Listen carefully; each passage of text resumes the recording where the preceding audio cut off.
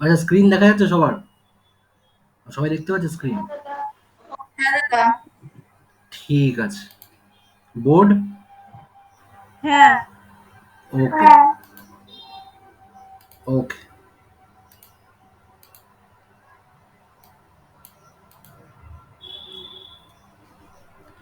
তো আমরা কি পড়েছিলাম? আমরা কি পড়ছি বেসিক্যালি? আমরা পড়ছি হিস্ট্রি, তাই তো? খুব ভালো কথা। তো হিস্ট্রি, হিস্ট্রি খুব ইজি। হিস্ট্রি হচ্ছে প্রতিটা একটা স্টোরি। তো কার স্টোরি? হিস্ট্রি যদি দুপাটে ভেঙে যায়, একটা হচ্ছে হিস মানে তার, আর স্টোরি মানে গল্প। তার গল্প। তো এই দুটো একসাথে হয়ে হয় হিস্ট্রি, ইতিহাস। তো ইতিহাস কি? ইতিহাস হচ্ছে টাইম ট্রাভেল। ইতিহাস মানে হচ্ছে একটা টাইম ট্রাভেল। টাইম ট্রাভেল একটা উইদাউট টাইম মেশিন, একটা টাইম ট্রাভেল থ্রু স্টোরি।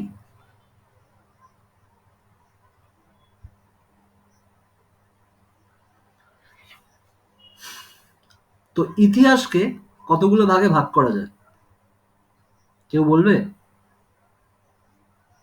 আদিযুগ, মধ্যযুগ, আধুনিক যুগ। আরে দারুণ! প্রচুর ভালো।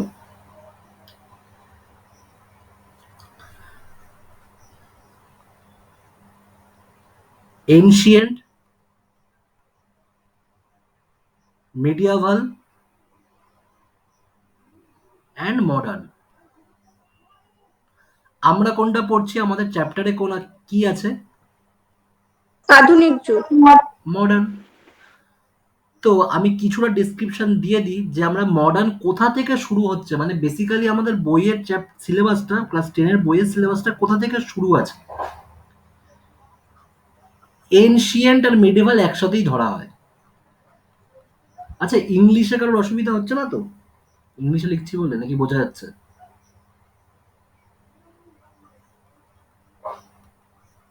বোঝা যাচ্ছে কি?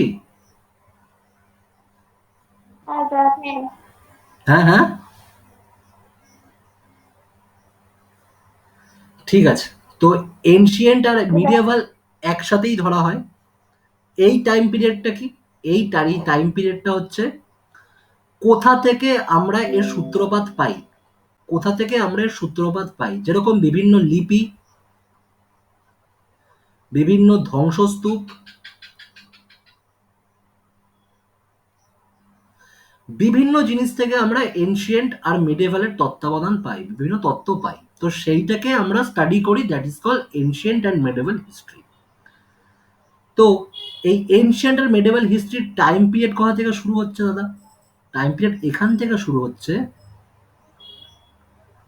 বৌদ্ধ যুগ থেকে, জৈন যুগ থেকে। এইখান থেকে আসছে কি কিছু কিছু মহাজনপদ। মহাজনপদ, মহাজনপদ মানে কি? মহাজনপদ মানে হচ্ছে তখনকার দিনে মহা মানে কি? বিশাল। জন মানে হচ্ছে মানুষ, আর পদ মানে হচ্ছে পা।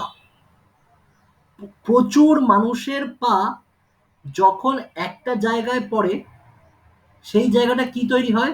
সেই জায়গাটা তৈরি হয় রাজ্য, দ্যাট ইজ কল স্টেট। তো এই যে স্টেট, প্রাচীনকালে বলা হতো কি মহাজনপদ। তো তার মধ্যে সব থেকে উল্লেখযোগ্য একটা মহাজনপদ হচ্ছে মগধ। নাম শুনেছেন নিশ্চয়ই মগধের সবাই, নাকি? হ্যাঁ। গুড। তো মগধের মধ্যে কিছু কিছু বংশ, মগধ কিন্তু একটা বংশ নয়। অনেকেই ভুল করে যে আচ্ছা মগধ ডাইনাস্টি বা মগধ একটা বংশ, একদমই নয়। মগধ হচ্ছে একটা স্টেট বা একটা রাজ্য। এই মগধের মধ্যে কিছু কিছু বংশ ছিল, যেরকম কি কি? শিশুনাগ বংশ,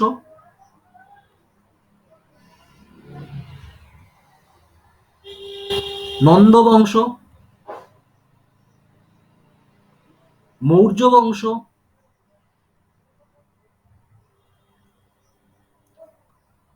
গুপ্ত বংশ, সাতবাহন, এই সমস্ত বংশ কিন্তু ছিল এই মগধের মগধের অংশ। যেরকম আমরা পশ্চিমবঙ্গে বিভিন্ন লোকে বাস করি, বিভিন্ন বংশ বাস করি, সেরকমই মগধের মধ্যে এই বংশগুলো থাকতো। তো এই সময়টা কিন্তু তখনও প্রাচীনকাল চলছে, that is call ancient time. এইবারে কখন মেডেভাল আসছে? মেডিয়েভাল আসছে তখনই যখন দিল্লি সুলতানের শুরু হচ্ছে।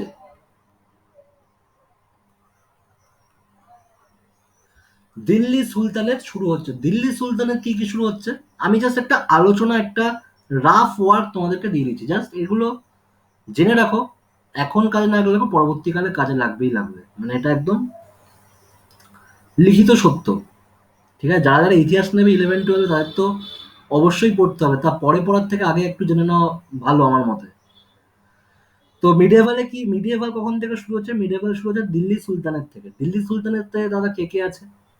দিল্লি সুলতানেট আছে, আলাউদ্দিন খিলজির নাম আছে। এটা শুরু হচ্ছে মধ্য ভারত, মধ্য ভারত, মধ্য ইতিহাস, মধ্য যুগ, মধ্যযুগ আমরা ধরে থাকি দিল্লি সুলতানের থেকেই। আলাউদ্দিন খিলজি থেকে দিল্লি সুলতান শুরু, স্টার্ট। এরপরে কি আসছে? এরপরে আসছে অনেক ছোট ছোট ছোট ছোট ছোট ছোট এম্পায়ারের পরে Mughals, and that is the huge dynasty. এটা অনেক বড় একটা বংশ, যে বংশটাকে শুধুমাত্র বংশ বললেই ভুল হবে, এইটাকে একটা পর্যায়ও ধরা হয়, পর্যায় বা ফেজ। আচ্ছা, এই অবধি ক্লিয়ার? হ্যাঁ। ঠিক আছে। তো এই হলো মিডেভাল, এনশিয়েন্ট শেষ। এইবারে দাদা মডার্নে আসি। মডার্ন কোথা থেকে শুরু? মডার্ন যখন শুরু হচ্ছে, অলরেডি মুঘল চলছে, মুঘল এক্সিস্ট করছে, মুঘল আছে।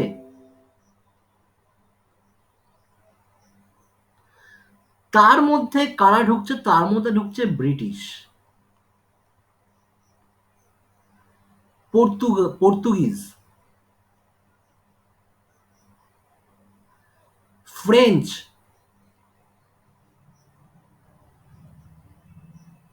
Dutch, Danish. তো এরা আস্তে আস্তে আসা যখন শুরু হয়েছে, তখন স্টার্ট হচ্ছে modern history. That is also a phase, এবং এটা একটা পর্যায়।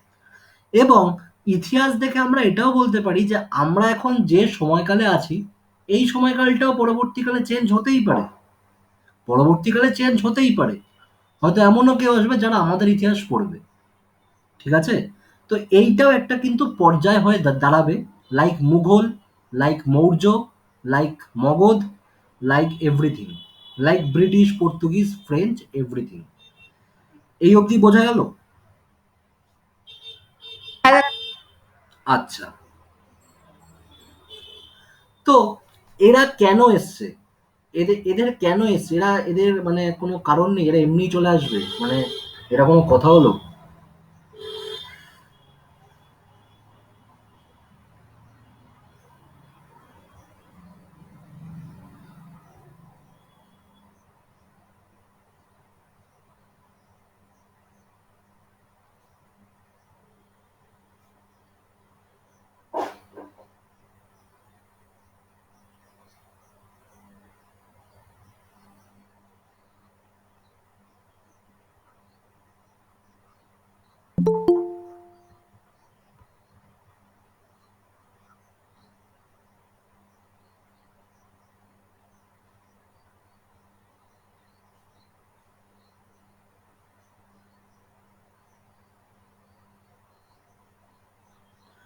ক্লিয়ার? এটা কি? World map. গুড। আচ্ছা, একজন কেউ এসেছিল। তথাকথিতভাবে বোঝা যাচ্ছে এটা একটা ওয়ার্ল্ড ম্যাপ, সবাই বুঝতে পারছে মোটামুটি। তো এইটাকে কি বলা হয়? এটাকে বলা হয় নর্থ আমেরিকা, এটাকে বলা হয় south America, Africa, Europe, Asia, India, Australia. তো এই যে ম্যাপ, এই ম্যাপটা মোটামুটি যারা প্রথম দিন থেকে ক্লাস করছে অলমোস্ট মুখস্থ হয়ে গেছে, কি ঠিক কি না? হ্যাঁ দাদা। একদম একদম। তো এইটা আরো ভালোভাবে মুখস্থ করার জন্য আমি রিপিটটা করছি, এবং আজকে একটু খুব স্পিডেই বলছি যথারীতি, কারণ এগুলো অলরেডি অনেকবার হয়ে গেছে। তো এই টাইমে কি হচ্ছে? তখনকার দিনে, তখন সময়কালটা হচ্ছে 1400, আমি 1400 ধরে চলছি। এই সময়ে ব্যবসা কিরকম হতো? ইউরোপ থেকে এশিয়ায় ব্যবসা হতো, এশিয়া থেকে ইউরোপে ব্যবসা হতো। একটা ক্লোজ ইকোনমি, একটা ক্লোজ সিস্টেমে বিজনেসটা হতো, এবং সমস্ত কিছু সূত্রপাত এবং সমস্ত কিছু শেষ কিন্তু ব্যবসা দিয়েই। ব্যবসা দিয়ে সমস্ত কিছু, সমস্ত ব্যবসা, ব্যবসা ছাড়া আর কিচ্ছু না। তো এই যে এত কিছু ঘটেছে, এত কিছু হচ্ছে, এবং ভবিষ্যতেও যে হবে, এত মারপিট, এত সমস্ত কিছু, তার মূল জিনিসটা কিন্তু ব্যবসা। ব্যবসা এভরিথিং।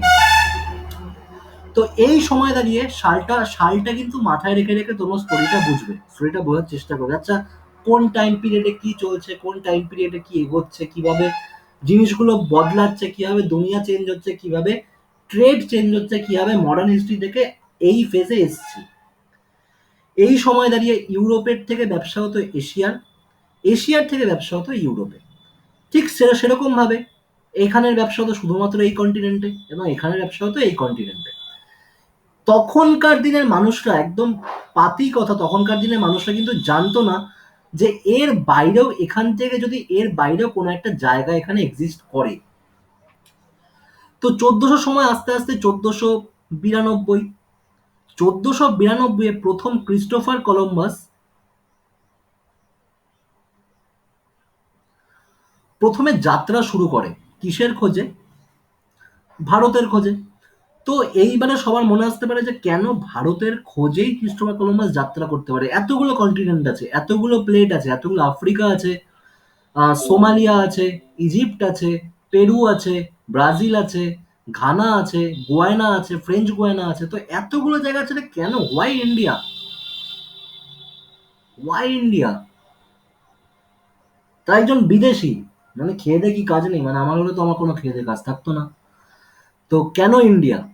তার এটাই কারণ, তখন এই সময় যখন এইখানে ব্যবসা হতো, তো এই ইউরোপের থেকে এইখানে আছে কি, এইখানে আছে পর্তুগিজ, আর এইখানে আছে ব্রিটিশ ইসল্যান্ড। বর্তমানে এটাকে ইউকে বলে, ইউনাইটেড কিংডম। তো ইউরোপের থেকে যখন ব্যবসা হতো, তো তখন তখন কিন্তু এই জায়গায় কি ছিল না, তখন এসে সুয়েজ খাল ছিল না। সুয়েজ খালটা তখন না থাকার জন্য এইখান থেকে ডিরেক্ট কেউ এখানে আসতো না। এবং ইউরোপের যে ব্যবসাগুলো হতো, ইউরোপের থেকে মশলাপাতি সমস্ত কিছু কিনতে হচ্ছে ইন্ডিয়া থেকে। ইন্ডিয়া ছিল one of the largest supplier in the world. অনেক বড় সাপ্লায়ার ছিল ইন্ডিয়া। এইবারে এইখানে যারা যারা ছিল, এখানে ব্রিটিশরা যারা ছিল, এখানে যারা পর্তুগিজ ছিল, তারা কি করতো? তারা এই জায়গা থেকে জিনিসপত্র কিনতো, এই এরিয়া থেকে জিনিসপত্র কিনতো। আর সব থেকে বড় ব্যাপার হলো, এইখানে যারা ছিল ইউরোপিয়ানসরা,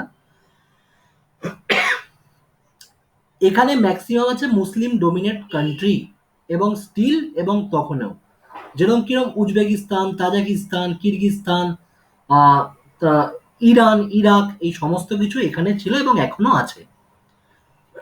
এক second।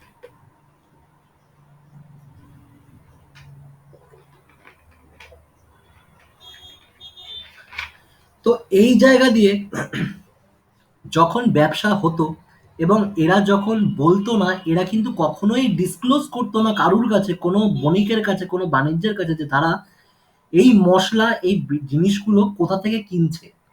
কারণ, তার কারণ কি হতে পারে? কেউ বলবে আমাকে তার কারণ কি হতে পারে, কেন বলেনি?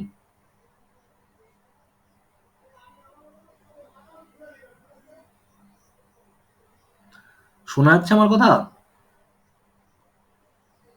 ওই তো তারপর ওরা হচ্ছে গিয়ে ইন্ডিয়ার কাছ থেকে কম দামে হচ্ছে গিয়ে জিনিসপত্র গুলো কিনে অন্য দেশের কাছে বেশি দামে বিক্রি করছে। এবার সবাই যদি জেনে যেত যে তারা ইন্ডিয়ার থেকে নিয়ে আসছে তাহলে আর এদের লাভ হতো না। সবাই তাহলে ইন্ডিয়া থেকে মানে গিয়ে ওখান থেকে আনার চেষ্টা করতো। হ্যাঁ, একদম একদম ঠিক, ঠিক একদম ঠিক। তো যদি এরা বলে দিত যে সমস্ত জিনিসপত্র ইন্ডিয়া থেকে আসছে, তাহলে তাহলে এই যে যারা ক্রেতা, যারা জিনিসপত্র কিনছে, তারা কেন এখান থেকে জিনিস কিনবে? তারা তো ডিরেক্ট ইন্ডিয়া এসে জিনিস কিনবে, তাই না? তো এই কারণে কেউ ডিসক্লোজ করতো না যে জিনিসটা ইন্ডিয়া থেকে আসছে। তো এইবারে এই জায়গায় কি ছিল? এই জায়গায় ছিল কনস্টান্টিনোপল। কনস্টান্টিনোপল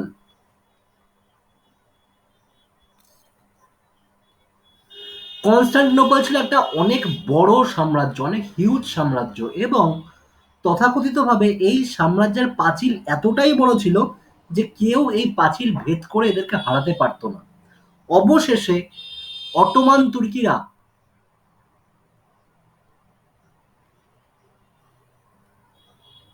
অটোমান তুর্কি কনস্টান্টিনোপল আক্রমণ করে এবং এই কনস্টান্টিনোপল জয় করে। তো যখন এইখানে বিভিন্ন রকম ঝামেলা, যুদ্ধ শুরু হয়, তখন যারা তথাকথিত বণিক সম্প্রদায় ছিল তারা কিন্তু এখান থেকে ব্যবসা করতে চাইছিল না। যে ঠিক আছে, কি হবে, মানে এখানে ঝামেলা হচ্ছে, এখন ব্যবসা এখানে বন্ধ, লাইক এখনকার সিচুয়েশন। এইখানে তখন লকডাউন টাইপের হয়ে গেছিল, মানে ঠিক আছে, মানে ব্যবসা করতে গেলেও ইন্টারেস্ট পাচ্ছে না, বা জিনিসপত্র ঠিকঠাকভাবে যাওয়া আসা হচ্ছে না, ডিমান্ড নেই, সাপ্লাই নেই, সমস্ত কিছু বন্ধ হয়ে যাচ্ছে। তো এদের খুব প্রবলেম হয়ে গেল। ক্রিস্টোফার কলম্বাস, এই যে যারা আমেরিকান আছে, যারা ব্রিটিশ ইউনাইটেড কিংডম এখানে যারা আছে বর্তমানে, তাদের খুব প্রবলেম হয়ে গেল। তারা ভাবলো যে আমরা কি করব? আমরা কোনো রকম ভাবে এই জায়গা থেকে পেরিয়ে আমরা ইন্ডিয়ার খোঁজ করি। তো হঠাৎ করে এক সময় 1492, 1400, তখন 1492, 1493, এই টাইমে কিন্তু এখানের ব্যবসা রমরমা। তো যখনই কনস্টান্টিনোপল অ্যাটাক হয় বাই অটোমান তুর্কি, তখন কিন্তু এই জায়গাটা একটু ডিসমিস হয়ে যায়, একটু ডিসব্যালেন্সড হয়ে যায়। তো সোজা এখানে পর্তুগিজ থেকে তখন 1498-এ এই জায়গায় পর্তুগিজের লিসবন থেকে একজন খুব সুন্দরভাবে বুদ্ধি করে ভয়েজ শুরু করে। ভয়েজ মানে যাত্রা। ভয়েজ শুরু করে। ভয়েজ শুরু করে ফার্স্টে এইখানে আসে। এইখান থেকে আসে মোজাম্বিকিউ। মোজাম্বিকিউ থেকে ডিরেক্ট এইখানে। এই ব্যক্তিটার নাম হচ্ছে কি? Vasco da Gama. বাহ, বিউটিফুল, ভাস্কো ডা গামা। দাদা দাদা একটা কথা ছিল যে তুমি বলেছিলে তো 1497 খ্রিস্টাব্দে। 1497, একদমই একদমই একদমই গুড, ভারতে পৌঁছা একদমই ঠিক, ঠিকই বলেছি। এবং ওরা যাত্রা করেছিল, আর 1400, এটা 1498 97 খ্রিস্টাব্দে হবে, এছাড়া আর কিচ্ছু না। 1497 তার যাত্রা শুরু হয় এবং আলটিমেট এখানে পৌঁছায় কবে? 1498। এইবার ঠিক আছে, এবার ক্লিয়ার। হ্যাঁ দাদা। আচ্ছা, তো এই স্টোরিটা কারোর কোনো বুঝতে অসুবিধা হচ্ছে বা এখনো কিছু? না, না বুঝতে দাদা। অসুবিধা একদম হয়। ওকে, ফাইন।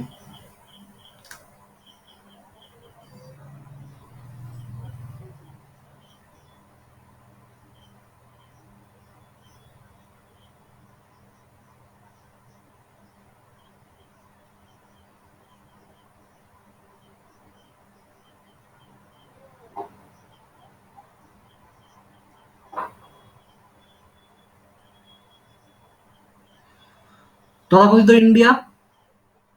হ্যাঁ দাদা। ওকে। শ্রীলঙ্কা, কেউ একজন বলছিল শ্রীলঙ্কা নিয়ে খুব আপত্তি, এখানে শ্রীলঙ্কা আমি দিইনি বলে। তো যাই হোক, তো ভাস্কো ডা গামা, আমি যে আগের ছবিতে দেখালাম, এখান থেকে সোজা এসে এখানে ইন্ডিয়া এসছে। তো এই ইন্ডিয়ার কোথায় এসছে, দ্যাট ইজ ইম্পর্টেন্ট লোকেশন।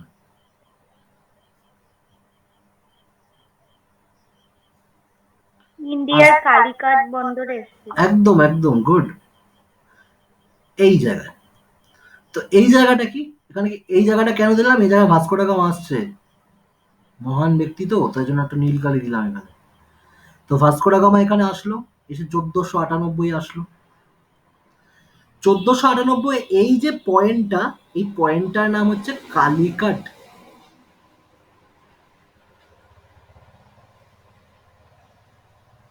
কালিকটে তখন লোকাল রাজা রুল করছিল, সেই লোকাল রাজার নাম হচ্ছে জ্যামোরিন।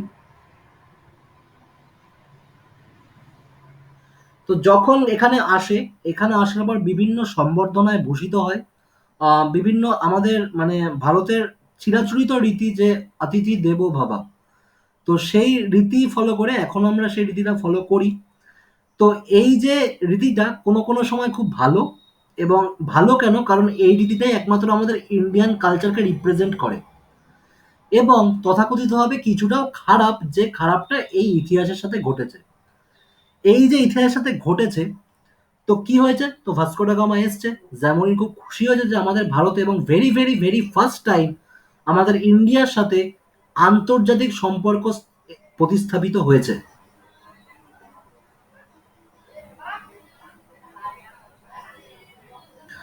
আন্তর্জাতিক সম্পর্ক স্থাপিত হয়েছে ভেরি ভেরি ফার্স্ট টাইম। কোথায়? কালিকাটে, জ্যামোরিনের রাজসভায়।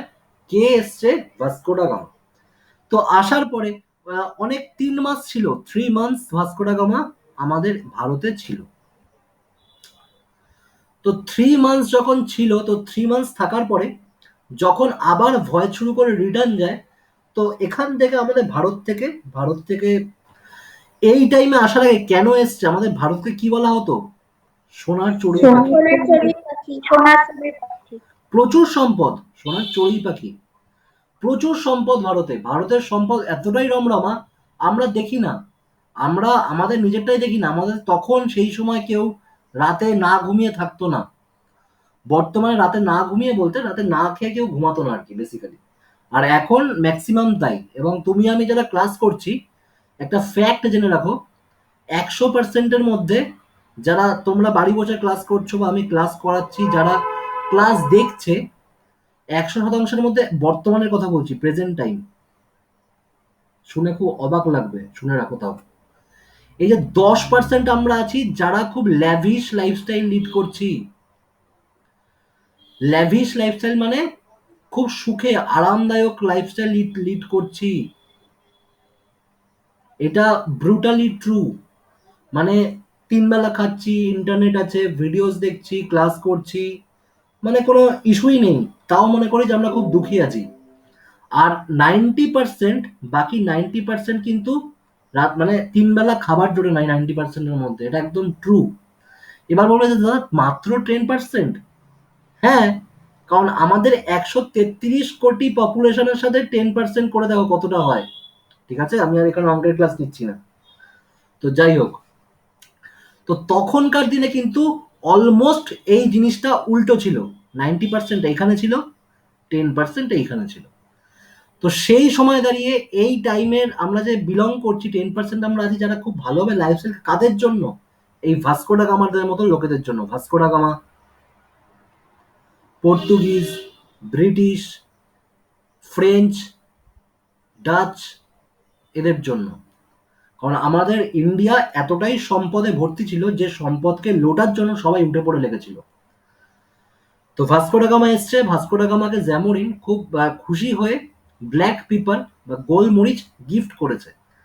তো সেই gifted things Vasco da Gama নিজের জায়গায় গিয়ে আবার রিটার্নে এখানে গিয়ে 40 গুণ বেশি দামে বিক্রি করে। 40 গুণ যখন বেশি দামে বিক্রি করে, তখন ভাস্কো ডা গামা রাতারাতি বড়লোক হয়ে যায়। তো সবাই তখন ইন্ডিয়ার সি রুট জানতে পারে। ইন্ডিয়ার সি রুট জানতে পেরে প্রত্যেকে দিবা স্বপ্ন দেখতে শুরু করে যে ইন্ডিয়া গেলেই বড়লোক হওয়া পসিবল। তো তখনকার দিনে পর্তুগিজের মানে পর্তুগালের বেসিক্যালি যে প্রিন্স ছিল, সেই প্রিন্সের নাম কি ছিল? প্রিন্সের নাম ছিল প্রিন্স হেনরি।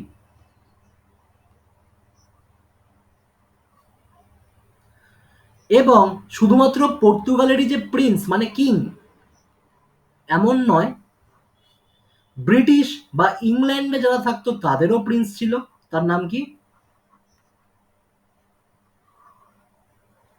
প্রিন্স না, কুইন। এলিজাবেথ। এলিজাবেথ। তো প্রতিটা কান্ট্রির একজন করে কুইন বা একজন করে কিং থাকতো।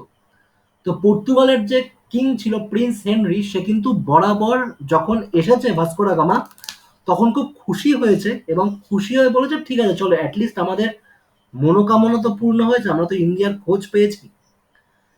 তো তখন এই পর্তুগাল থেকে ভারতে প্রথম গভর্নর জেনারেলকে পাঠায়। এদেরকে ধরা হয় না ইতিহাসে, কারণ এরা খুব কম স্বল্প টাইম পিরিয়ড পর্যন্ত ছিল এবং রুল করেছে। বোঝা যাচ্ছে আমার কথা নাকি যাচ্ছে না?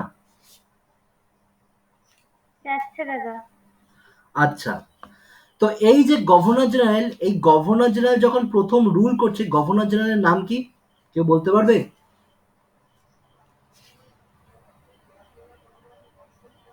Warren Hastings. না না না না, এইখানে একটু ব্যাপার আছে। ওয়ারেন হেস্টিংস কাদের গভর্নর জেনারেল ছিলেন? ওয়ারেন হেস্টিংস ছিলেন ইংল্যান্ডের মানে ব্রিটিশদের গভর্নর জেনারেল, ওকে। আর আমি যেটা বলছি সেটা বলছি পর্তুগালের গভর্নর জেনারেল। এইটা তোমরা আগের ক্লাসে করোনি, এটা আমি বলে দিচ্ছি। ফ্রান্সিসকো দি আলমেইদা, ইনি ছিলেন আমাদের ভারতের তথাকথিতভাবে প্রথম গভর্নর জেনারেল। তো ইনি কি করেন, ইনি আস্তে আস্তে এসে গভর্নর জেনারেল পাঠিয়ে তিনি এই পুরো জায়গাটা ক্যাপচার করার একটা স্বপ্ন দেখেন যে ঠিক আছে আমরা এখানে পর্তুগিজরা এসে এখানে ফ্যাক্টরি এস্টাবলিশ করব। ফ্যাক্টরি এস্টাবলিশ করে এইখানে আস্তে আস্তে আস্তে আস্তে রুল করতে স্টার্ট করব। তাহলে ক্রোনোলজিতে আসি। 1497 কি হয়েছে? ভাস্কো দা গামা দারুণ ব্যাপার। 1498 কি হয়েছে? ভাস্কো দা গামা ভারতে পৌঁছায়। আরো ভালো ব্যাপার।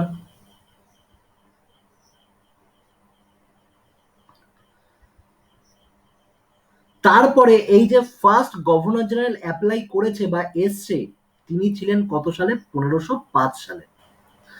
তো 1505 সালে আসার আগে 1503-এ কিন্তু ভাস্কো ডা গামা আরেকবার এসছিলেন।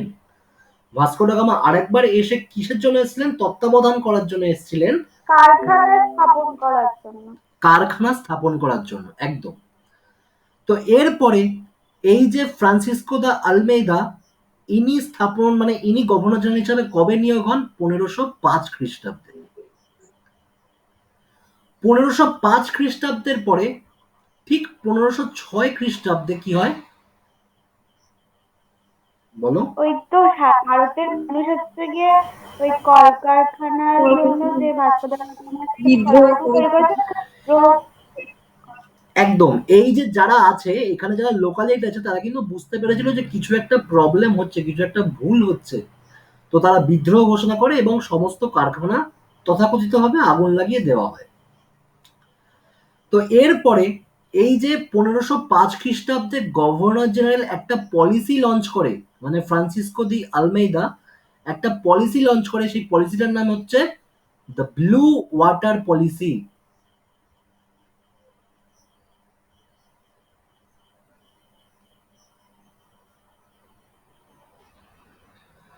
এইগুলো তোমাদের কিন্তু আমি বারবার বলছি, তোমরা ক্লাস করছো মানে তোমরা সবকিছু জানার জন্য ক্লাস করছো। নট অনলি আমি শুধু পাঠ্যপুস্তক পড়বো, পাঠ্যপুস্তক পড়ে নাম্বার স্কোর করে যাবে, কিন্তু এইগুলো কিন্তু ভবিষ্যতে কাজে লাগবে। তো যদি এখন থেকে তোমরা তার সূত্রপাত ঘটাও তাহলে কিন্তু লাভ ছাড়া ক্ষতি হবে না, মানে লাভই হবে, ক্ষতি আমি 1% দেখতে পাচ্ছি না। ঠিক আছে? তো এরপরে যখন আসবো, দেখো মডার্ন হিস্ট্রি হচ্ছে এইটুকুনি। তুমি কি জানছো? তুমি আমার থেকে জানছো মডার্ন হিস্ট্রির কিছুটা আগের গল্প এবং মডার্ন হিস্ট্রির কিছুটা পরের গল্প। তো যখন পুরো আমার সাথে যখন পুরো ফুল ক্লাস শেষ হবে, মানে নট আজকে, পুরো ওভার, মানে এই ডিজিটাল ক্লাস পুরো বন্ধ করে দেবো যেদিনকে, তার আগে পর্যন্ত যখন তুমি দেখবে যে দাদা আমাদের কি কি করিয়েছে, তোমরা দেখবে পুরো ওভারঅল হিস্ট্রি আমার কভার হয়ে গেছে। নট অনলি মডার্ন হিস্ট্রির আগেও কভার হয়েছে, মডার্ন হিস্ট্রি তো অবভিয়াসলি কভার হয়েছে, এবং মডার্ন হিস্ট্রির পরেরও কিছু স্টোরি আমরা কভার করব, ঠিক আছে? তো এই এই যে সূত্রপাত, এই সূত্রপাত হচ্ছে 1498 থেকে এখন তোমরা গল্পটা শুনছো। মাঝখানে আসবে 1800, এই টাইম পিরিয়ড, 1800 থেকে এই টাইম পিরিয়ড, এবং পরবর্তীকালে 1947। এবং সময় থাকলে আমি 1947 থেকে 1947-এর পরের স্টোরি আমি তোমাদেরকে বলবো। কারোর কোনো আপত্তি আছে এই অবধি? না দাদা। আপত্তি থাকলে বলতে পারো, তাহলে আমি এগুলো করাবো না, আমি ডিরেক্ট মডার্ন হিস্ট্রি দিয়ে শুরু করে দেবো। ঠিক আছে, তাহলে 1506 গেল, 1506 বিদ্রোহ ঘোষণা করে। 1506-এর পরে কি হয়? 26 কি হয় 1526-এ? প্রথম পানিপথের পানিপথ যুদ্ধ। পানিপথের যুদ্ধ। ফার্স্ট পানিপথ। এই 1526 থেকে তথাকথিত কি হয়, দিল্লি সুলতানেট শেষ, অলমোস্ট মুঘল এম্পেরর শুরু। তো এখন তোমাদের মনে আসতেই পারে যে দাদা তুমি তো বলেছিলে যে মুঘল তো মধ্য ভারতে পড়ে, তাহলে মডার্ন হিস্ট্রিতে কেন বলছো? কি আসছে তো মনে নাকি কারুর কারুর? হ্যাঁ দাদা। হ্যাঁ, কারণ ইতিহাসে শুধুমাত্র জিস্ট বলতে গেলে কিন্তু মনে হবে যে আচ্ছা এত কিছু কেন হচ্ছে, মানে এই যে ব্রিটিশ এসছে, এত কিছু যুদ্ধ, এত কিছু স্বাধীনতা সংগ্রাম, আরে সুস্থ শরীরকে ব্যস্ত করবো কেন? আর তার আগে সুস্থ শরীরকে ব্যস্ত করার আগে তো একটা কারণ আছে। এই কারণগুলো যে সূত্রপাত, সেই সূত্রপাত কিন্তু ভাস্কো ডা গামা করে গেছে অলরেডি 1498 সালে। সেই কারণে আমরা এইগুলো পড়ছি, বোঝা যাচ্ছে? হ্যাঁ দাদা। আচ্ছা, 1526-এর পরে কি পড়েছি আমরা? 1526-এ ফার্স্ট পানিপথ, কার মধ্যে? বাবর আর ইব্রাহিম লোদি। ইব্রাহিম 1526-এর পরে কি পড়েছি? 1556 গুড। 1556-তে কি হয়েছে? দ্বিতীয় পানিপথ দারুণ, বিউটিফুল বিউটিফুল আর হিমু বিউটিফুল। 1556-এর পরে 1600 1600। 1600 1600টা ভাইটাল কি ভাইটাল না? ব্রিটিশরা ভারতে আসে। ইস্ট ইন্ডিয়া কোম্পানি ভারতে আসে। হ্যাঁ, not British, east India company. এইবারে স্টোরিটা হচ্ছে এরকম, স্টোরিটা ঠিক দেখো, স্টোরিটা মাথার মধ্যে যতটা বলেছে একটু ভাবো তো দেখি যে দাদা যা বলেছে সেটা ঠিক কিনা। পর্তুগালের কিন্তু একটা গভর্নর জেনারেল অ্যাপয়েন্ট হয়েছিল, এই যে তার নাম হচ্ছে এইটা। পর্তুগালের যে কিং ছিল সেই কিং এর নাম কি? Prince Henry. খুব ভালো কথা। এই টাইম পিরিয়ডটা কখন? 1505 কি 6, ঠিক বলছি আমি? এইবারে ঠিক 100 বছর পর,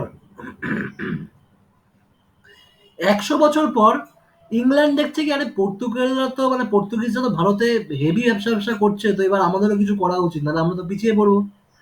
পর্তুগালরা যখন লুটছে ভারতকে, তাহলে আমরা কেন ওটার থেকে পিছিয়ে থাকবো? আমরাও লুটবো, মানে চড়ে চড়ে মাসতুতো ভাই আর কি।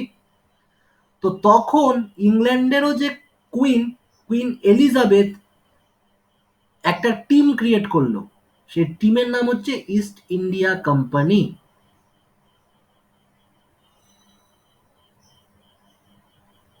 সাল 1600, ইস্ট ইন্ডিয়া কোম্পানি ফর্ম হয়েছে, ক্রিয়েট করেছে কার দ্বারা? Queen Elizabeth.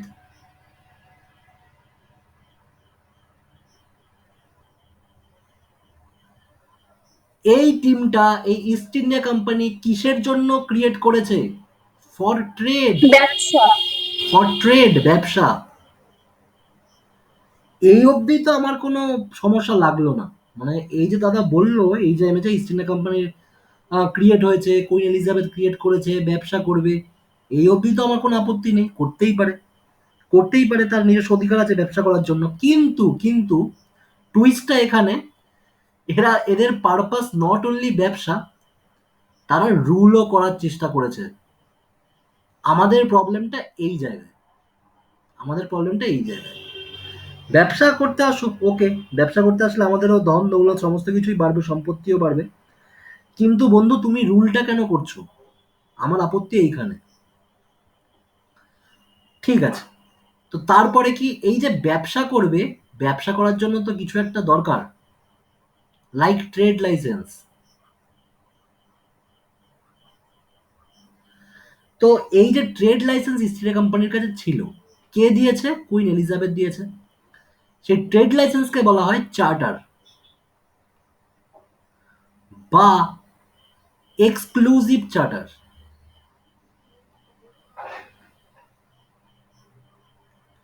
বা রয়্যাল দাদা চার্টার। এটাই কি চার্টার অ্যাক্ট? হ্যাঁ এটাই কি চার্টার অ্যাক্ট ওটাই?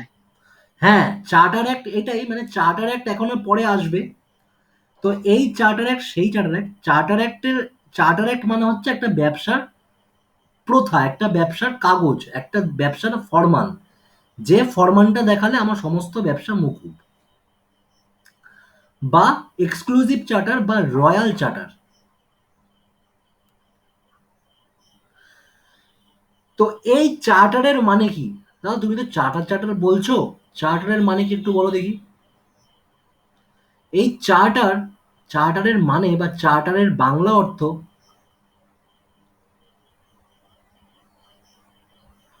টু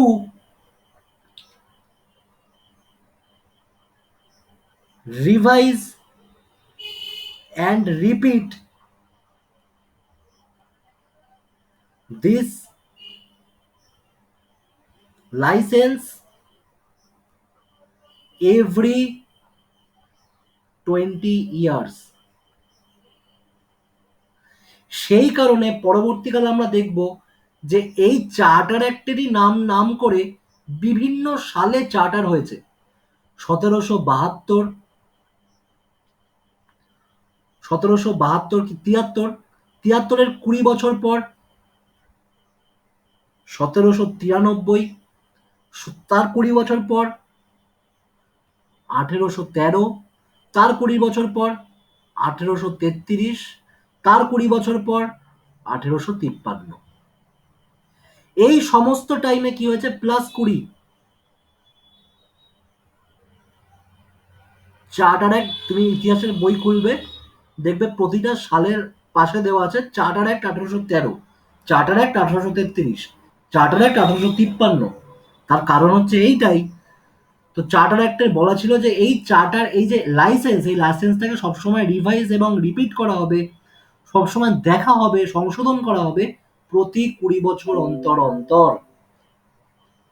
বোঝা গেছে আমার কথা? হ্যাঁ। হ্যাঁ। ঠিক আছে, এই অবধি কোনো সমস্যা? 1600 সাল অবধি না। প্রত্যেকের ক্লিয়ার তো? হ্যাঁ। দাদা একদম। তাহলে 1600 সালে আমরা কি লিখবো? 1600 সালে হয়েছে ইস্ট ইন্ডিয়া কোম্পানির ফরমেশন।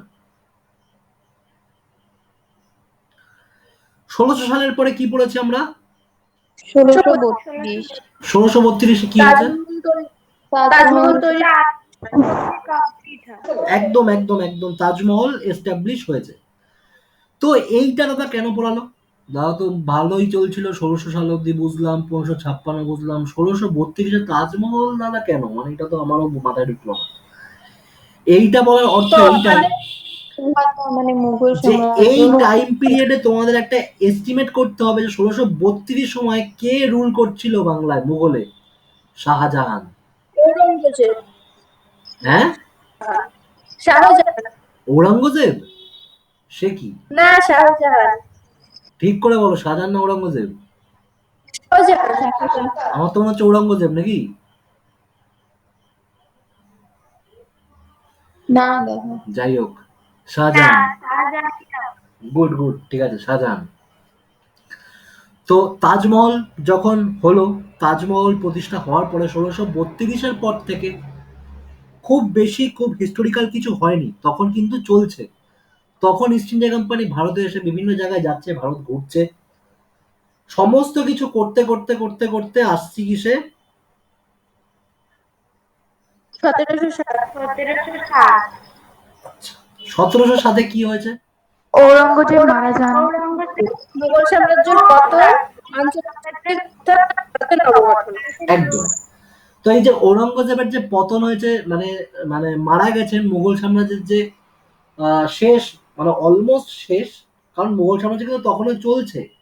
মুঘল সাম্রাজ্যের তখনও বংশধররা ছিল ফারুক শিয়ার, শাহ আলম, এরকম প্রচুর এম্পেরর, প্রচুর রাজা তখন রাজ করেছে, তারা মুঘল সাম্রাজ্যেরই ছিল, মুঘল সাম্রাজ্যের ছিল প্রত্যেকেই, মুঘলদের রক্ত বইছিল প্রত্যেকেরই শরীরে। কিন্তু কিন্তু সমস্ত ব্যাপারটা হচ্ছে তারা কিন্তু শক্তিশালী, তারা না ছিল পলিটিক্সে উন্নত, না ছিল কোনো ইকোনমিক ব্যাপারে সক্রিয়।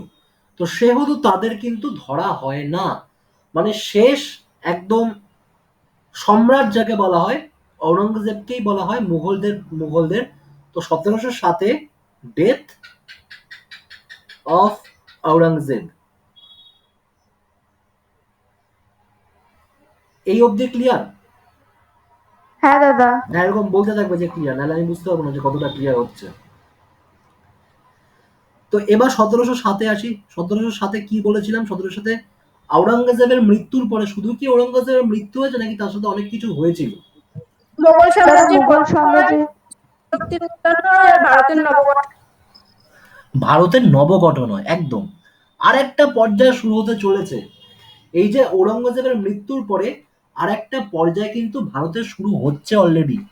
সেই পর্যায়টা কি? আঞ্চলিক শক্তির উত্থান। একদম আঞ্চলিক শক্তির উত্থান হচ্ছে, আঞ্চলিক শক্তির উত্থানের সূত্রপাত হচ্ছে, রাইজ অফ রিজিওনাল পাওয়ার।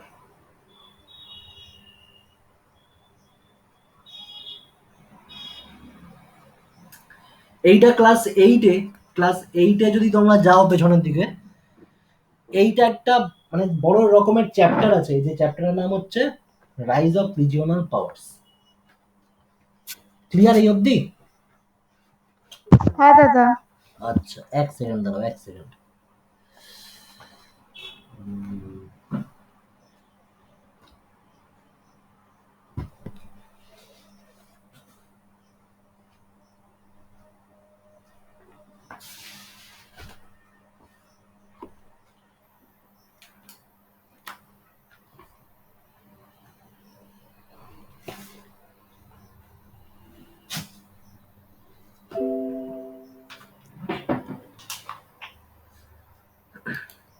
তো এই যে আঞ্চলিক শক্তির উত্থান হচ্ছে, তো বিভিন্ন রকম ভাবে তখন, যেহেতু যেহেতু 1707 ঔরঙ্গজেব অ্যাবলিশ হয়ে গেছে পুরো ভারত থেকে, ভগবান কা পেয়ারা হয়ে গেছে ঔরঙ্গজেব, ঠিক আছে?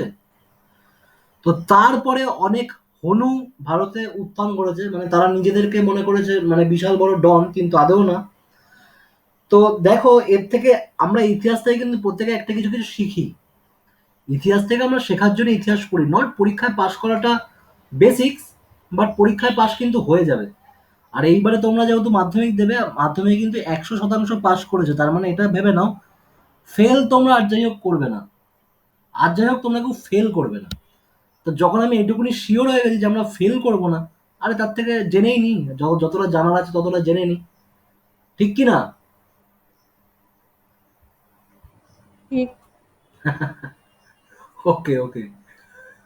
তো ঔরঙ্গজেবের যখন মৃত্যু হয়েছে, ঔরঙ্গজেব যখন মারা গেছেন, তো তখন বিভিন্নভাবে আঞ্চলিক শক্তির উত্থান হয়েছে। কিরকম আঞ্চলিক শক্তির উত্থান হয়েছে?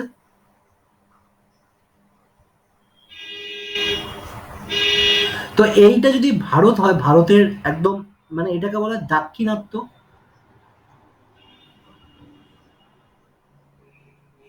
বা ডেকান। এইখানে বিভিন্ন রকম ভাবে মুঘল ছিল একমাত্র রুলার যে ভারতকে বিভিন্ন রকম ভাবে রুল করেছে, ভারতকে বিভিন্ন পর্যায়ে পৌঁছে নিয়ে গেছে। তো যখন এইটার যখন শেষ হলো, তো এই জায়গাটা থেকে তখন উঠে আসে গুজরাট, মহারাষ্ট্র থেকে তখন উঠে আসে কে? মারাঠা। মারাঠা। মারাঠার যে ফাউন্ডার কে? শিবাজি। শিবাজি।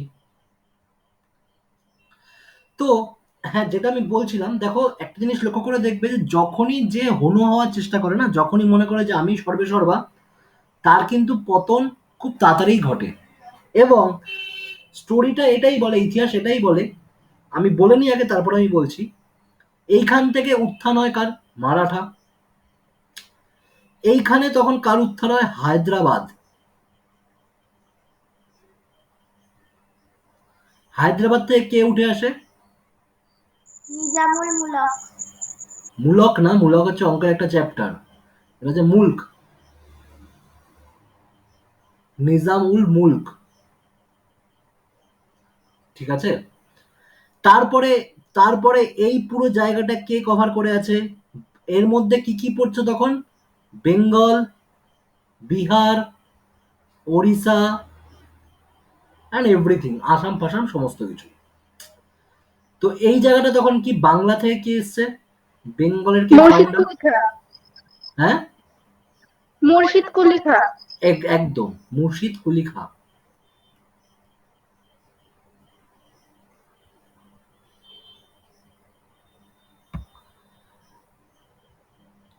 আওয়াধ, আওয়াধ বলে এই জায়গাটা একটা আছে। আওয়াধ থেকে কে উঠে এসছে? সুজাউদ্দিন দৌলা। সুজাউদ্দৌলা, হ্যাঁ, সুজাউদ্দিন দৌলা।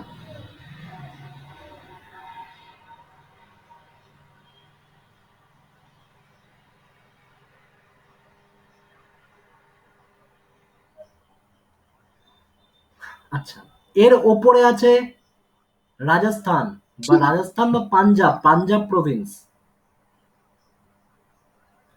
পাঞ্জাবের কে ফাউন্ডার? বা পাঞ্জাব না, শিখ, শিখ কমিউনিটি, শিখ। রঞ্জিত সিং। একদম।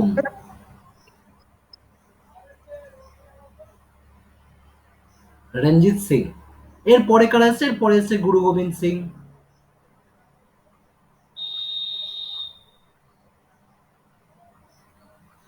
এইবারে সব থেকে মজার ব্যাপার হচ্ছে এইটা, যেটা আমি বলছিলাম, এরা তো প্রত্যেকে রাইজ করছে। এরা প্রত্যেকে কি রাইজ করছে? দেখো, আমাদের ভারতের মধ্যে কিন্তু বরাবর আক্রমণাত্মক একটা স্বভাব আছে, যে যেই উঠে আসবে আমরা আক্রমণ করতে যাই, কে সেরা দেখানোর জন্য, কে সেরা, সেরা কে সর্বশ্রেষ্ঠ, সেটার জন্য সবসময় আমাদের বিরোধ ঘটে। তো এরা প্রত্যেকে নিজেদের নিজেদের হনু মনে করেছে, যেরকম স্বাভাবিক ব্যাপার, কারণ তখন তো মুঘলরা নেই। তখন যেহেতু মুঘলরা নেই, এরা ভেবেছে আমরাই ভারতকে প্রত্যেকে শাসন করব। কিন্তু একটা কথা ভেবে দেখো, একটা গ্রুপ, তোমরা একটা 10 জনের বন্ধুর গ্রুপ, 10 জনের বন্ধুর একজন গ্রুপে একজন লিডার, একজন ঠিক আছে থাকুক, একজন লিডার আছে। সেই লিডার যদি চায়, সেই লিডারই সমস্ত এই একটা গ্রুপে কন্ট্রোল করে। এইবারে কিছু না কিছু কারণে লিডারের একদিন অসুস্থ হলো, লিডার একদিন এলো না গ্রুপে। তো তখন কি হলো? তখন যে বাকি 9 জন আছে, 9 জনই মনে করবে আর আমি আমি নেতৃত্ব প্রদান করব, আমি আজকে যা বলবো তাই হবে, আমি আজকে যা বলবো তাই হবে। ও তো আসেনি আজকে। তো এখানে আসেনি তো নয়, এখানে তিনি মারাই গেছেন। তো সেইখানে কি হবে? সেখানে প্রত্যেকে ভাববে যে ঠিক আছে, আমি শাসন করব, আমি শাসন করব, আমি শাসন করব, আমি শাসন করব।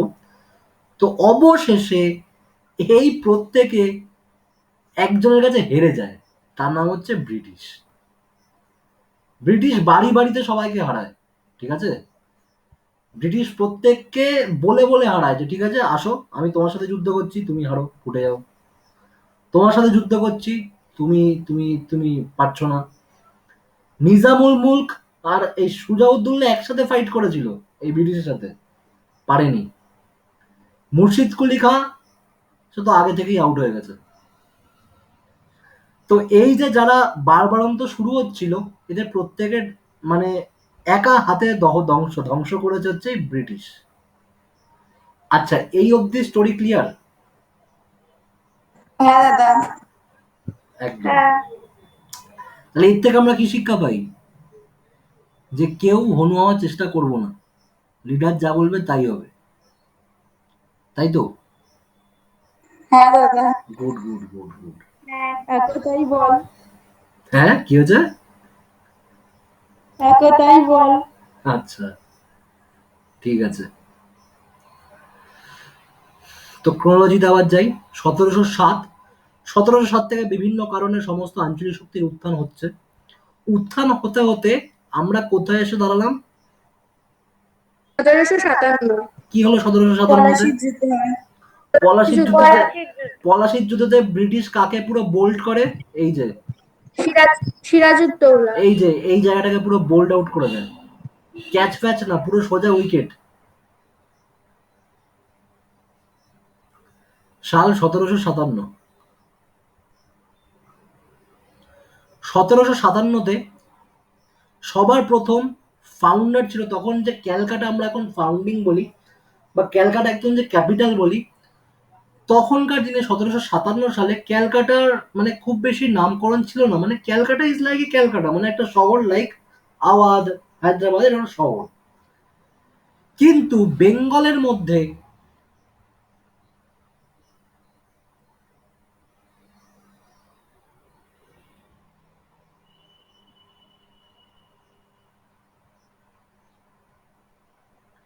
এটা কি মানে কিছু একটা ভুল করেও পশ্চিমবঙ্গ মনে হচ্ছে তো,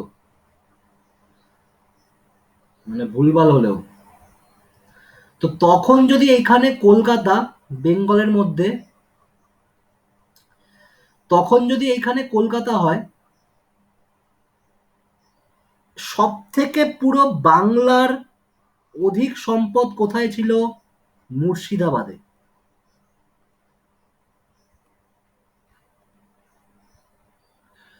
মুর্শিদাবাদে ছিল সব থেকে অধিক সম্পদ এবং ঐশ্বর্যে ভরপুর। যদি কেউ কখনো মুর্শিদাবাদ ঘুরতে যাও তো তোমরা দেখতে পাবে যে এখনো মুর্শিদাবাদে এমন এমন জায়গা আছে, তোমাদের যদি কেউ ইতিহাস জানো বা ইতিহাস ভালো লাগে তাদের আমি হাইলি রেকমেন্ড করবো, হাইলি রেকমেন্ড মুর্শিদাবাদ যাওয়ার জন্য। মুর্শিদাবাদ গেলে প্রতিটা জিনিসপত্র দেখে গায়ে কাটা দিয়ে উঠবে। এখনো যা যা বর্তমান আছে সমস্ত কিছুই এনাদেরই জিনিস, মানে এনাদেরই ব্যবহার করা জিনিস। হ্যাঁ হ্যাঁ, গেছিলাম মুর্শিদাবাদ। গুড গুড গুড, তাহলে তুমি অনেক কিছুই দেখেছো, অনেক কিছুই দেখেছো, মানে আমার বলার কোনো প্রশ্নই উঠছে না এখানে। তো 1707-এর ঘটনাটা কি? 1707-এ ঠিক এরকম যে ঘটনাটা হয়, মুর্শিদ কুলি খাঁ মুর্শিদাবাদের ফাউন্ডার। এই মুর্শিদ কুলি খাঁর নাম অনুসারে জায়গাটার নামকরণ করা হয় মুর্শিদাবাদ। এরপরে আসে আলীবর্দী খাঁ, এবং এই আলীবর্দী খাঁর যে নাতি, নাতির নাম ছিল সিরাজউদ্দৌলা।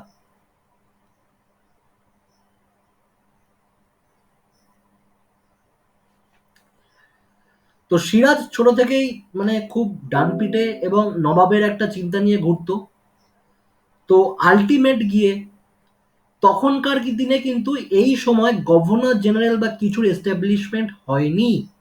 আমরা আমরা কি দেখতে পাই? আমরা দেখতে পাই এই সময় ইংল্যান্ডের যে ইস্ট ইন্ডিয়া কোম্পানির যে মালিক, সেই মালিকে মোটামুটি রাজ চালাতো। তো এইটা ছিল, তো আমি এটা বলছি আমি বাংলার দিক থেকে। আচ্ছা, ইস্ট ইন্ডিয়া দিক থেকে কি? আচ্ছা, এটা মুছে দিই।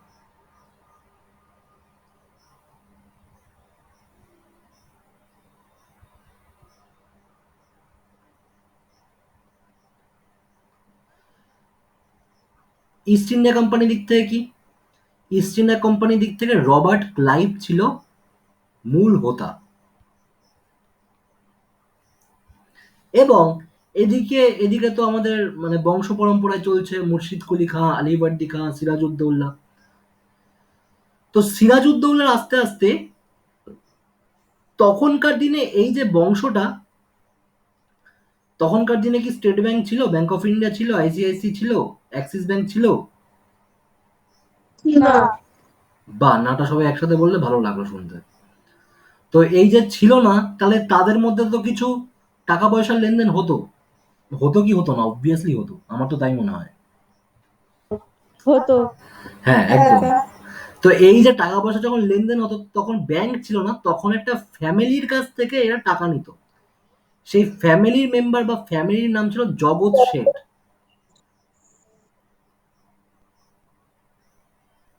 জগৎ শেঠ, এবং মুর্শিদাবাদে গেলে জগৎ শেঠের বাড়ি এখনো আছে, এখনো দেখতে পাওয়া যাবে। ঠিক আছে। তো জগৎ শেঠ ছিল কি? জগৎ শেঠ ছিল একজন আঞ্চলিক বণিক, না বণিক বা বাণিজ্য করত। তো যখন তখন এই যে মানে নবাবরা এই জগৎ শেঠের কাছ থেকে টাকা নিত, টাকা দিত, টাকা নিত, টাকা দিত, বা একটা সুদ হিসাবে টাকা খাটাবে বা এরকম কিছু একটা ব্যবস্থা জগৎ শেঠের কাছ থেকে করেছে। জগৎ শেঠই তখন ব্যাংক মুর্শিদাবাদের। তো একদিন কোনো না কোনো কারণে জগৎ শেঠকে এই সিরাজউদ্দৌলার দরবারে অপমান করা হয়, বিভিন্নভাবে অপমান করা হয় এবং বলা হয় যে ঠিক আছে তোমাকে আর লাগবে না বা যা হোক কিছু দরকার নেই। তো তখন যে জগৎ শেঠ, ঠিক আছে, জগৎ শেঠ তখন পণ নিয়েছিল যে ঠিক আছে আমি দেখে নেবো যে তোমাদেরও রাজত্ব কতদিন স্থির থাকে। তো খুব ছোট ছোট ছোট ছোট কারণে, খুব ছোট ছোট ব্যাপারে একটা পরবর্তীকালে বড় রকমের ইস্যু ক্রিয়েট হয়, মানে বুঁদ বুঁদ মে হি সাগর বানতা হয়। তো সেরকমই ছোট ছোট ছোট ছোট ঝামেলা দিয়ে একটা পরবর্তীকালে বড় অশান্তি তৈরি হয়। ঠিক সেরকমই এটাই হয়েছে। তো ইতিহাস থেকে কিছু শেখার আছে, আমি বারবার বলি, তো এগুলো শেখার। তো এর থেকে কি শেখা হয়? এর থেকে শেখা হয় কাউকে কখনো অপমান করতে নেই, ঠিক কি না? হ্যাঁ দাদা। একদম। তো সিরাজউদ্দৌলা তখন জগৎ শেঠকে মানে বিভিন্ন রকম অপমান করার পর, তো সিরাজউদ্দৌলার যে মেন দোস্ত, মানে একদম সব থেকে কাছের দোস্ত বা সেনাপতি যাই বলা হয় না কেন, তার নাম ছিল মীর জাফর। আর মীর জাফরের স্টোরি শুনলে আমরা কি বলতে পারি? কখনো কাউকে খুব বেশি বিশ্বাস করে ফেলো না, যে তোমার পেছনে পেছনে পরে ছুরি ঢোকাতে পারে, ঠিক আছে?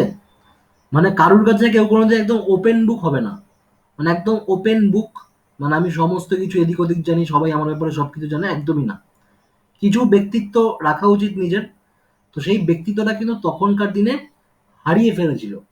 সেই কারণে মীর জাফর কিন্তু এই পুরো মুর্শিদাবাদ, এই পুরো বাংলার পতনের কারণ হয়ে দাঁড়ায়। তো এটাও একটা শিক্ষার ব্যাপার ও আছে। দাদা 8:21 বেজে গেছে। হ্যাঁ, কি হয়েছে? 8:21 বেজে গেছে। বুঝলাম না, জোরে বলো। অনেকটা টাইম হয়ে গেছে, পরের ক্লাসটা আছে।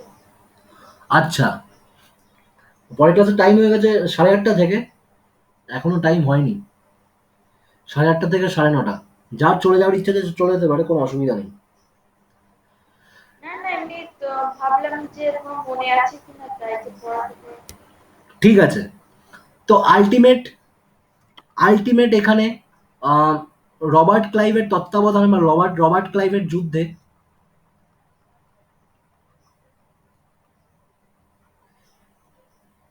যে যুদ্ধটা কোথায় হয়েছে?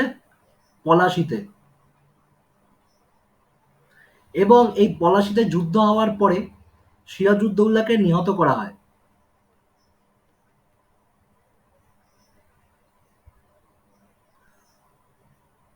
সিরাজউদ্দৌলাকে নিহত করার পরে মীর জাফরকে বানানো হয়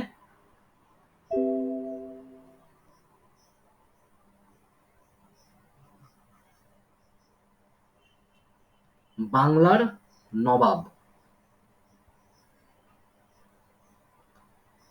এই অবধি বোঝা গেছে? হ্যাঁ দাদা। আচ্ছা, হ্যাঁ তো আজকে আমি একটা কথা বলে রাখি যে আমি কিন্তু পরের দিন থেকে আমি আর এই ব্যাকগ্রাউন্ডটা অন্তত রিপিট করব না। এই ব্যাকগ্রাউন্ডটা, এই যে কোথা থেকে এত কিছু শুরু হয়েছে, কোথা থেকে পলাশির যুদ্ধ পর্যন্ত, আমরা একটা খুব সুন্দর জিনিস দেখো, তোমরা লক্ষ্য করো, কিছুক্ষণ 1 ঘন্টার মধ্যে আমরা কিন্তু অলমোস্ট 200 বছর কভার করে গেছি। 1 ঘন্টার মধ্যে, জাস্ট 1 ঘন্টার মধ্যে 1498 থেকে 1757, কত বছর হচ্ছে? 200+, 200+ বছর কভার করেছি। তো এই যে যারা নতুন এসছে তাদের কি তারা কি বুঝতে পেরেছে, হ্যাঁ কি না? হ্যাঁ আচ্ছা, নতুন বললো নাকি পুরনো কেউ বললো? নতুন। বাহ, গুড গুড। তো আশা করি যে পরের দিন আর কেউ নতুন আসবে না, তাহলে খুব সুবিধাই হয়, কারণ যারা পুরনো আছে তারা একটু বোর হয়ে যাচ্ছে, আমার যা মনে হচ্ছে। যারা প্রতিদিন একই ঘটনা বলছে, একই ঘটনা বলছে, কি হচ্ছে আমাদের, এগোতেই পারছি না। তো পরের দিন থেকে কিন্তু এইগুলো কিছুই বলবো না আমি, মানে আগে থেকে বলে রাখছি, এই সমস্ত কিছু একদম কিচ্ছু বলবো না, এগুলো সমস্ত কিছু ওভার, মানে এইগুলো যারা নতুন এসেছে তাদের একটা ব্যাকগ্রাউন্ড ক্রিয়েট করার জন্য আমি শর্টে বলে গেলাম। এবং শর্টে বলতে পারি না, কারণ সমস্ত জিনিস ক্লিয়ারলি মানে কভার করতে হয়। তো সেইখানে দাঁড়িয়ে 1757 থেকে আজকে শেষ করলাম, ঠিক আছে? পরের দিন কিন্তু 1757 থেকে শুরু করব। বোঝা গেছে? আচ্ছা দাদা। হ্যাঁ দাদা। ঠিক আছে, তাহলে আজকে এই পর্যন্ত। পরে মানে ক্লাসে যাও, মানে যেহেতু লেট হয়ে যাচ্ছে বলে আমি বললাম।